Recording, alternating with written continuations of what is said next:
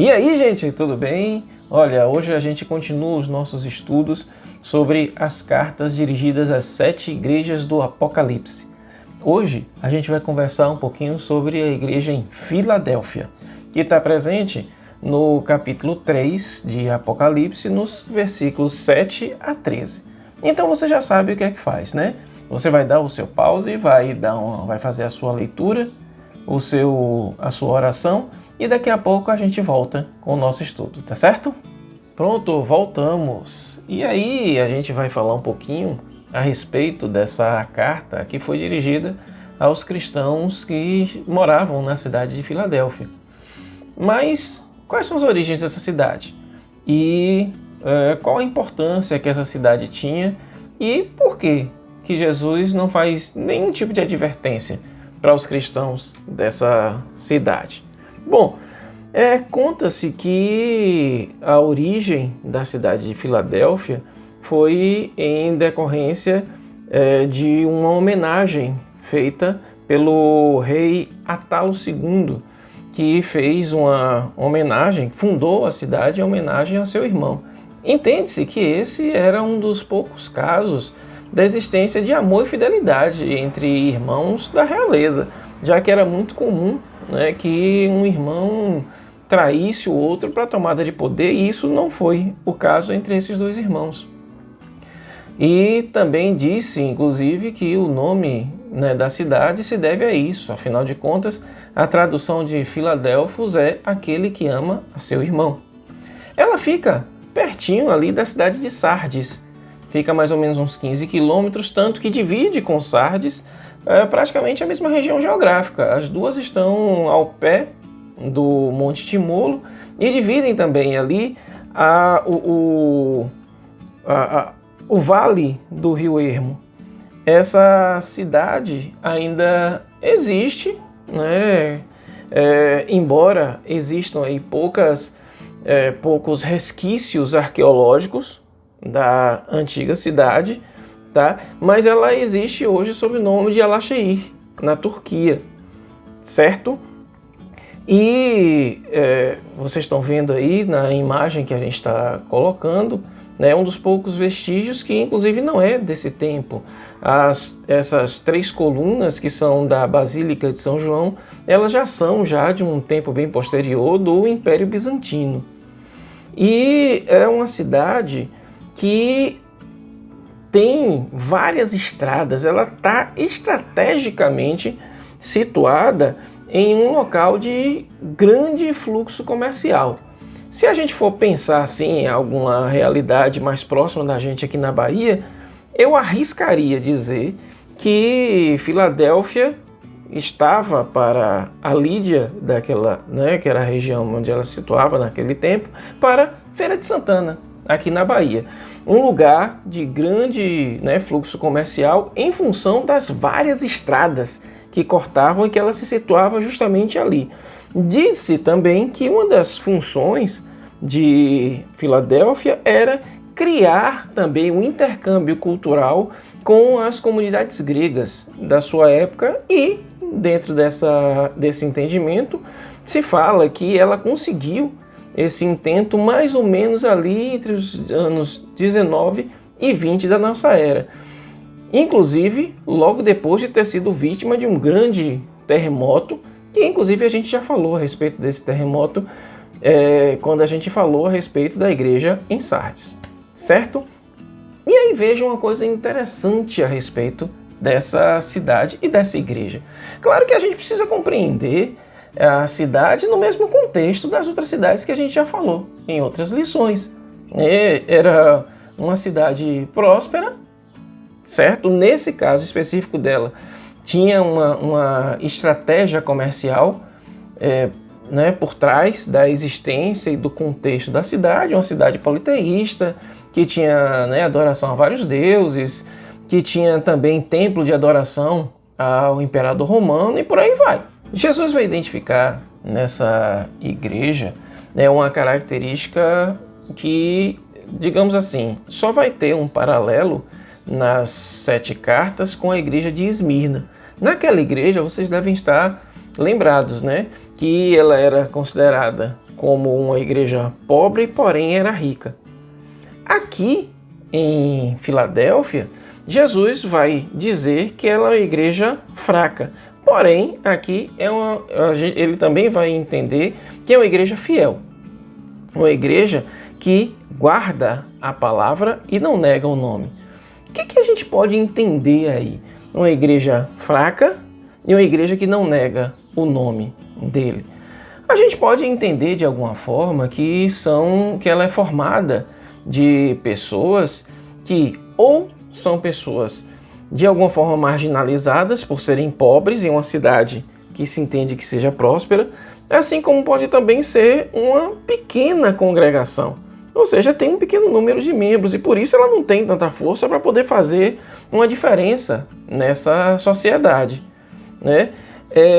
Junto com Esmirna, como eu falei, são as duas únicas cartas que o Senhor Jesus não vai fazer nenhuma repreensão aos crentes daquela época.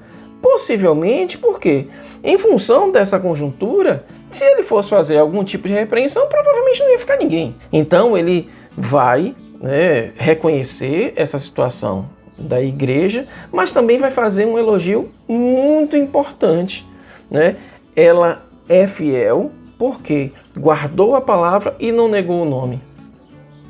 E uma coisa importante, a forma como Jesus se apresenta para ela, né, é aquele que é o verdadeiro, é aquele que tem a chave de Davi. Jesus chama para si a responsabilidade da santidade e da exclusividade em termos de salvação.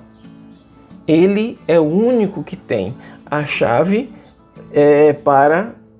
que abre as portas, melhor dizendo, para que as pessoas se acheguem a Deus. É aquele que abre e ninguém fecha. É aquele que fecha e ninguém abre. É claro que aí ele está fazendo também outros paralelos de textos existentes lá no Velho Testamento, para que as pessoas consigam compreender a questão, inclusive, da linhagem existente entre Davi, Jesus e a aplicação das promessas e das profecias existentes no Velho Testamento. Veja, uma coisa importante que a gente vai conseguir compreender a respeito também da conjuntura daquela igreja. Veja que era realmente uma igreja perseguida, porque aqui no versículo 9 ele vai considerar as pessoas que perseguem aquela igreja como uma sinagoga de Satanás. É uma reunião de pessoas más. Inclusive, ele vai dizer aqui que essas pessoas se declaram judias, mas não são. Por quê? Porque, eu tenho quase certeza ao dizer isso, em função da comunidade judaica existente naquela época, e que dentro dessa comunidade, por isso a gente não pode de forma alguma imputar a perseguição aos judeus de uma forma generalizada, mas havia pessoas naquela comunidade que realizavam uma perseguição, e uma perseguição muito forte aos cristãos naquela época, se juntando ao Império Romano. Já que nós estamos falando de um momento em que o Império Romano ele fazia uma perseguição muito clara aos cristãos, né? E aí veja, ele vai dizer, olha, você guardou a palavra da minha perseverança, e dá o tom realmente da fidelidade daquela igreja. Por isso também eu guardarei da hora da provação que há de vir sobre o mundo inteiro, para pôr à prova os que habitam sobre a terra.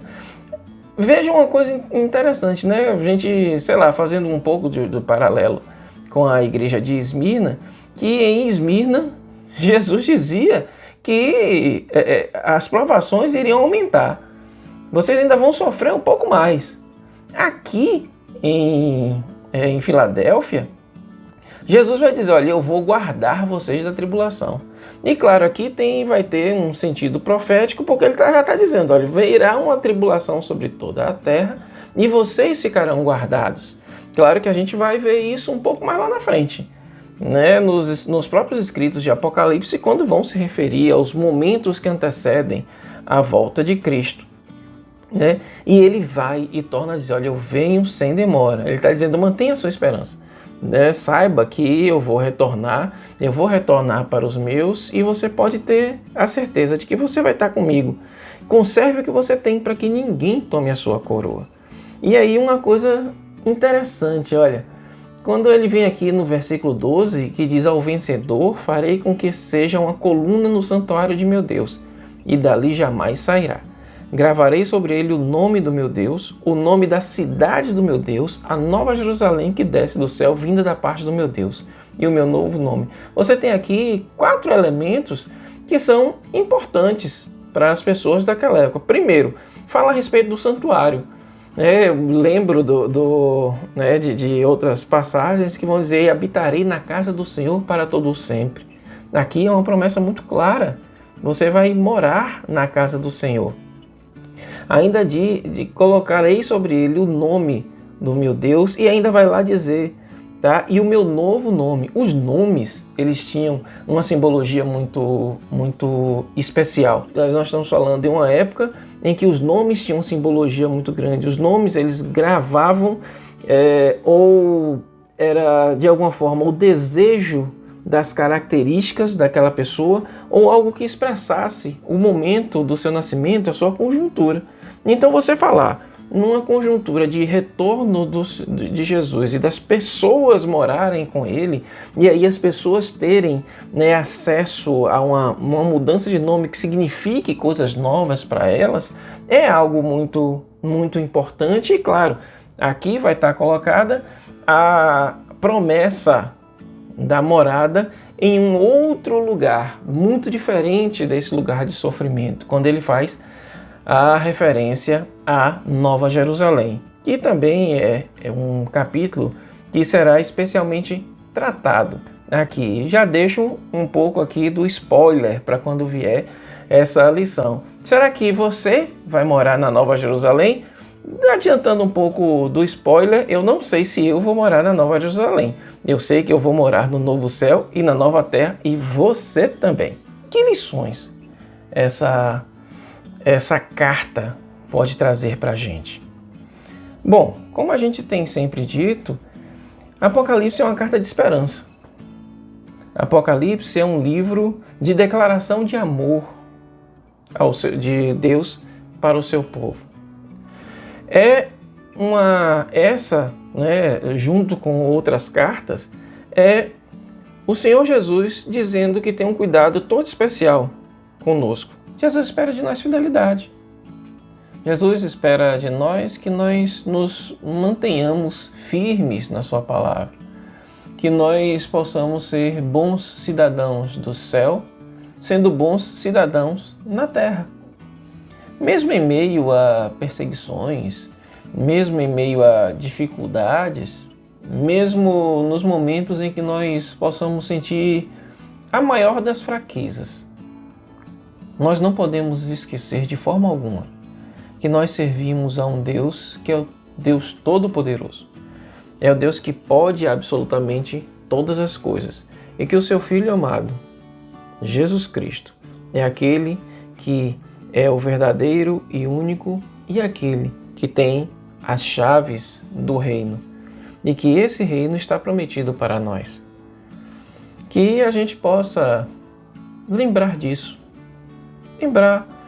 e que possamos aproveitar também todas as oportunidades para falarmos a todo aquele que nos perguntar a razão da nossa fé, ou porquê que nós servimos a um Deus tão grandioso, tão misericordioso e tão poderoso. Que Deus nos abençoe e que nos ajude a guardar a sua palavra em nosso coração.